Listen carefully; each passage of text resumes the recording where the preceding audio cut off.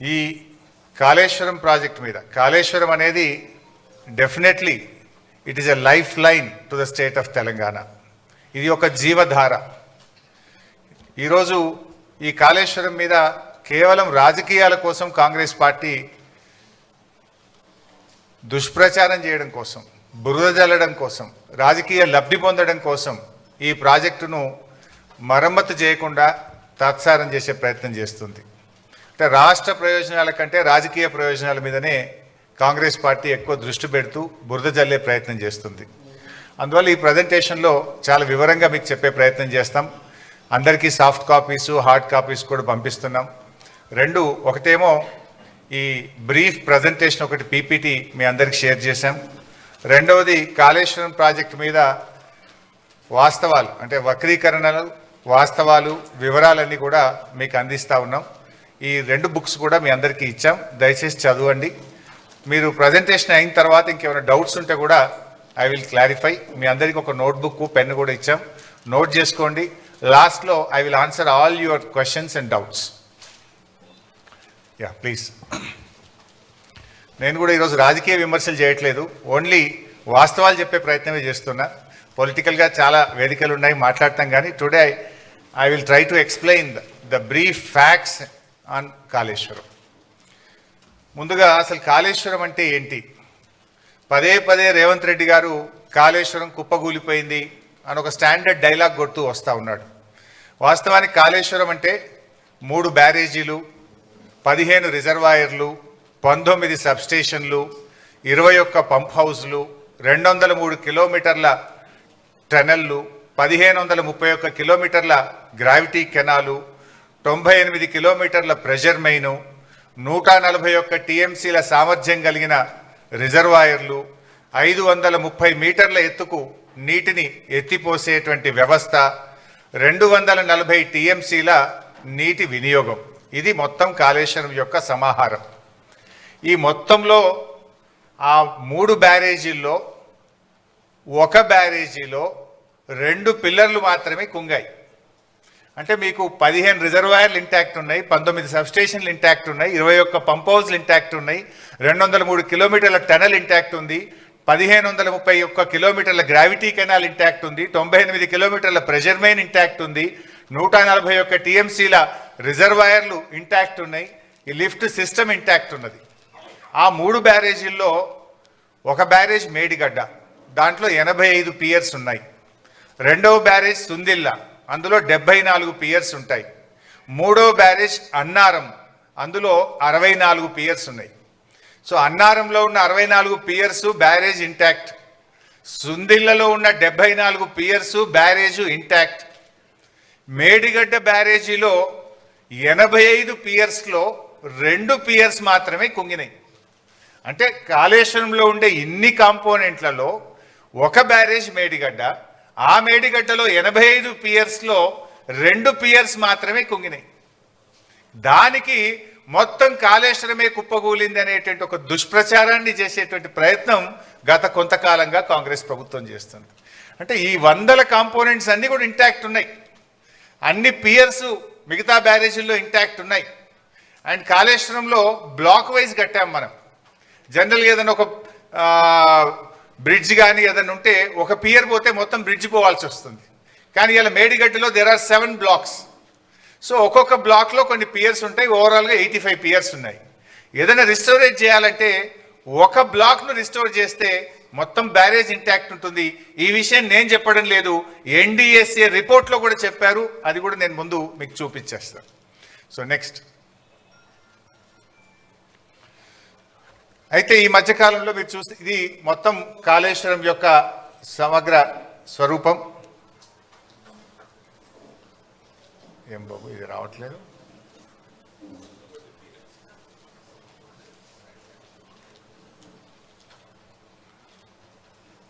ఇది వస్తుందా బాబు? సో మీరు గమనిస్తే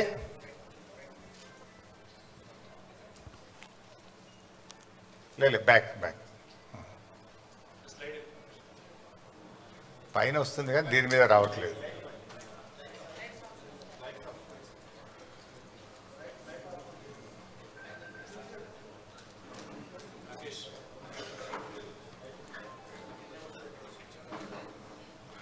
పర్లేదు, నేను ఐ విల్ ఎక్స్ప్లెయిన్ హియర్.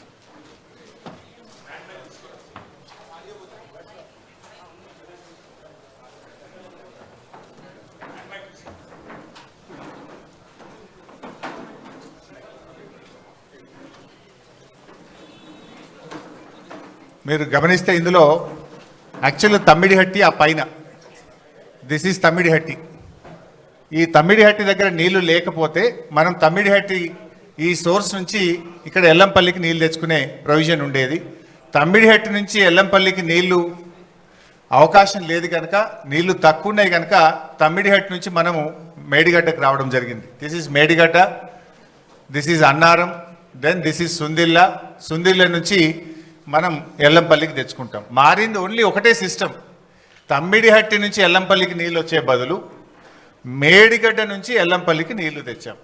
మారింది ఒకటే. ఇది మిగతాదంతా కూడా ఆల్రెడీ ఇంటాక్ట్ ఉన్నటువంటి సిస్టమే.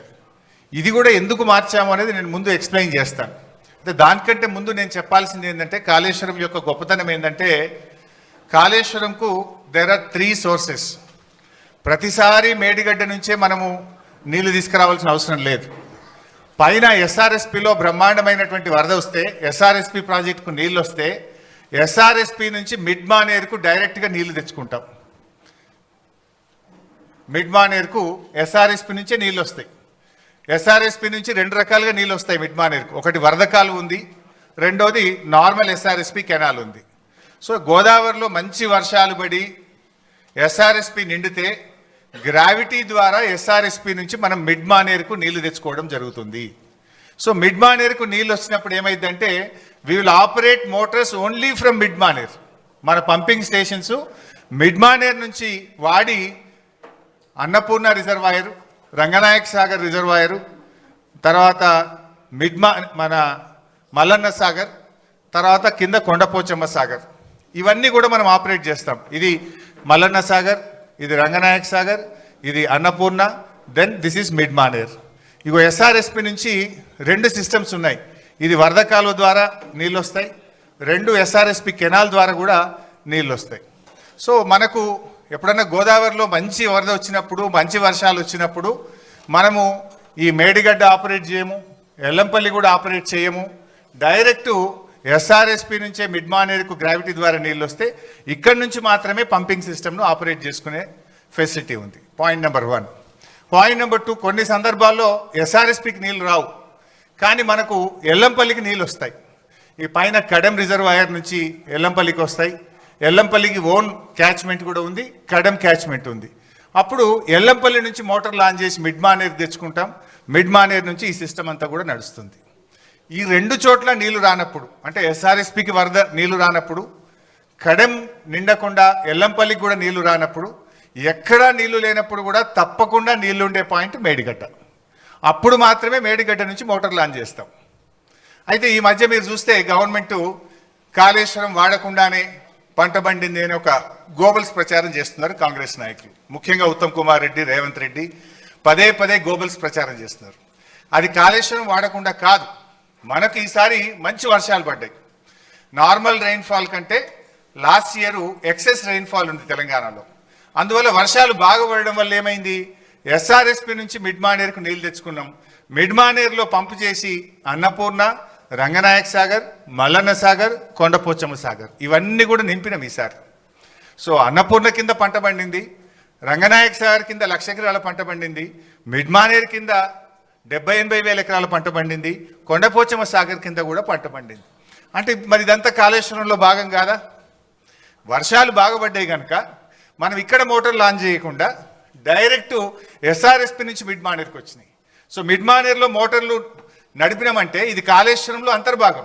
ఇక్కడ కాళేశ్వరం ప్రాజెక్టులో కట్టిన మోటార్లతోనే అన్నపూర్ణకు నీళ్ళు వచ్చినాయి, అన్నపూర్ణలో పెట్టిన మోటార్లతో రంగనాయక్ సాగర్ నీళ్ళు వచ్చినాయి, రంగనాయక్ సాగర్లో మోటార్లు నడిపితే మల్లన్న సాగర్ నీళ్ళు వచ్చినాయి, మల్లన్న సాగర్లో మోటార్ నడిపితే కొండపోచమ్మ సాగర్కు నీళ్ళు వచ్చినాయి. ఈ వ్యవస్థ అంతా కూడా పనిచేయడం వల్లనే పంట పండింది. మొదటి పంటకు, రెండవ పంటకు. ఇక్కడ దుబ్బాక శాసనసభ్యులు ప్రభాకర్ రెడ్డి గారు ఉన్నారు. వారికి మల్లన్న సాగర్ నుంచి దాదాపు వారి నియోజకవర్గంలో కొన్ని వందల చెరువులు, చెక్ డ్యాములు నింపితే అద్భుతమైన పంట పండింది.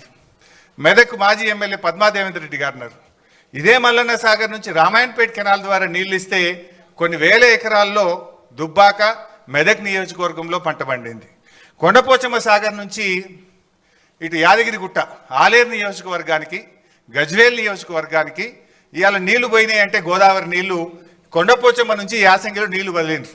సుంతాల మహేందర్ రెడ్డి గారు ఉన్నారు, అక్కడ కొత్త గెలిచిన ఎమ్మెల్యే పోయి ఆ నీళ్ళ కొబ్బరికాయలు కొట్టుండే. ఎక్కడి ఆ నీళ్లు? కొండపోచమ్మ సాగర్కు నీళ్ళు ఎక్కడి నుంచి వచ్చినాయి? Kondapochamma Sagar is part of Kaleshwaram. Kaleshwaram నీళ్ళు అక్కడికి వచ్చినాయి కనుక అక్కడి నుంచి కెనాల్ ద్వారా ఆలేరు నియోజకవర్గంలో మన యాసంగి పంటకు నీళ్ళు ఇచ్చినాము, సిద్దిపేట నియోజకవర్గానికి నీళ్ళు ఇచ్చినాము, సిరిసిల్ల నియోజకవర్గానికి నీళ్ళు ఇచ్చినాము. అట్లా కొన్ని లక్షల ఎకరాల్లో కాళేశ్వరం ద్వారా మొన్న పంట పండింది. అయితే వీళ్ళేం ప్రచారం చేస్తున్నారు? కాళేశ్వరం వాడకుండానే పంట పండిందనే దుష్ప్రచారం చేస్తున్నారు. ఇవన్నీ కూడా కాళేశ్వరంలో అంతర్భాగం. అయితే ఈసారి మనకు ఎల్లంపల్లిలో మంచి నీళ్ళు వచ్చినాయి కడెం నుంచి. సో ఎల్లంపల్లి మోటార్లు రన్ చేసి ఎల్లంపల్లి ద్వారా కాళేశ్వరం సిస్టమ్ పనిచేసింది, మిడ్మానేర్ ద్వారా కాళేశ్వరం సిస్టమ్ పనిచేసింది. ఈ రెండు సిస్టంలు వాడడం వల్ల ఈసారి బ్రహ్మాండమైనటువంటి పంటలు పండినాయి. వేలాది చెరువులు నింపినాం, వందలాది చెక్ డ్యాములు నింపినాం, నేరుగా కెనాల్స్ ద్వారా కూడా వేలాది ఎకరాలకు లక్షలాది ఎకరాలకు కాళేశ్వరం ద్వారా ఈసారి నీళ్ళు ఇచ్చినాం. అయితే this year is a good year.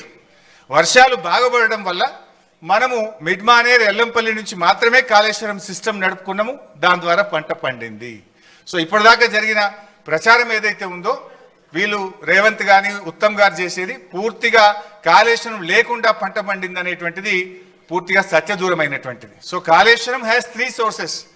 మంచి వర్షాలు పడితే ఎస్ఆర్ఎస్పి మిడ్మానేర్ నుంచి సిస్టమ్ నడుపుతాం, యావరేజ్ రెయిన్ఫాల్ ఉంటే ఎల్లంపల్లి మిడ్మానేర్ సిస్టమ్ నడుపుతాం, బ్యాడ్ ఇయర్ అయితే వర్స్ట్ ఇయర్ అయితే కూడా మనము మేడిగడ్డ నుంచి నీళ్ళు తీసుకోవడానికి there are 3 systems.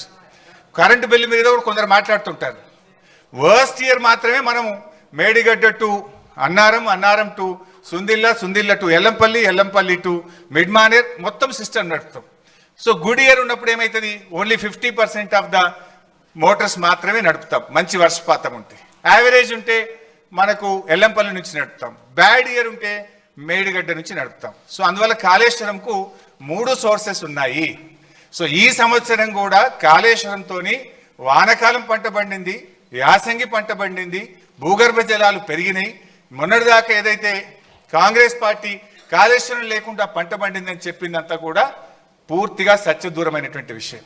In fact BRS government రాకముందు ప్రాజెక్టుల ద్వారా చెరువులు నింపే ఫెసిలిటీ లేదు.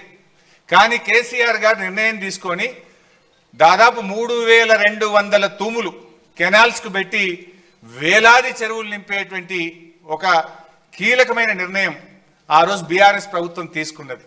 అందువల్లనే ఇప్పుడు ఈ ఫ్లడ్ ఫ్లో కెనాల్ ఇది కూడా ఒక రిజర్వాయర్గా మారిపోయి ఈ ఫ్లడ్ ఫ్లో కెనాల్కు 2 వైపులా చొప్పదండి, జగిత్యాల, కొరుట్ల నియోజకవర్గంలో ఈ ఫ్లడ్ ఫ్లో ద్వారా కూడా పెద్ద ఎత్తున చెరువులు నింపే కార్యక్రమం కూడా జరిగింది.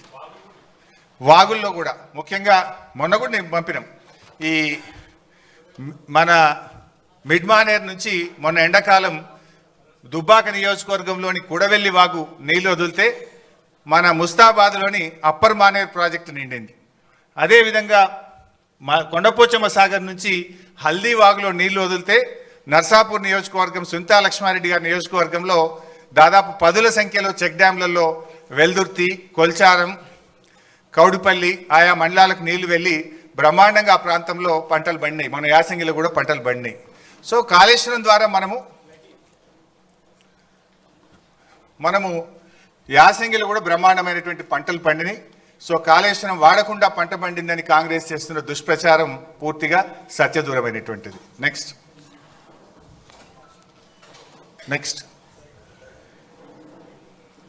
Right. So Kaleshwaram storage capacity Medigadda 16, Annaram 10, Sundilla 8. So అన్నీ కలిపి 141 టీఎంసీల సామర్థ్యం కాళేశ్వరం ప్రాజెక్టులో ఉంది. అయితే ఇక్కడ కూడా ఇంకా ముందు ఎక్స్ప్లెయిన్ చేస్తా. అయితే మన తెలంగాణ రాష్ట్రంలో మనకున్న ఒకే ఒక్క పెద్ద రిజర్వాయరు ఎస్ఆర్ఎస్పి. యాక్చువల్గా ఎస్ఆర్ఎస్పి తప్ప మనకు మేజర్గా స్టోరేజ్ కెపాసిటీ లేదు. ఉమ్మడి ఆంధ్రప్రదేశ్లో తెలంగాణలో కట్టిన కల్వకుర్తి కానీ, నెట్టంపాడు కానీ, భీమా కానీ, కోయిల్ సాగర్ కానీ ఏ ప్రాజెక్టులు కూడా రిజర్వాయర్లు కట్టలేదు. కానీ కేసీఆర్ గారు ముందు చూపుతోని ఇంత బ్రహ్మాండంగా 141 టీఎంసీల రిజర్వాయర్లను మరి పెద్ద ఎత్తున 16 రిజర్వాయర్లను రూపకల్పన చేసి వీటన్నిటి కూడా నిర్మించాం. కొంతమంది అంటుంటారు కాళేశ్వరం ప్రాజెక్ట్ కాస్ట్ పెరిగింది. అంతకుముందు వాళ్ళు పెట్టిన ప్రాణహిత చేవెళ్లలో 141 కాదు, కేవలం 11 టీఎంసీల సామర్థ్యం మాత్రమే ఉండేది. మరి మల్లన్న సాగర్ లాంటి రిజర్వాయర్ 50 టీఎంసీల రిజర్వాయర్ కడితే అక్కడ 13,000 ఎకరాల భూసేకరణ చేసినాం. దాదాపు 8 గ్రామాలకు R&R కాలనీ చేసినాం. మరి అక్కడ ఫారెస్ట్ డిపార్ట్మెంట్ కూడా ఫారెస్ట్ ల్యాండ్ తీసుకొని డబ్బులు కట్టినాం. 50 టీఎంసీల రిజర్వాయర్ కట్టాలంటే డబ్బులు అవసరమైతే ప్రాజెక్ట్ కాస్ట్ పెరుగుతుందా పెరగదా?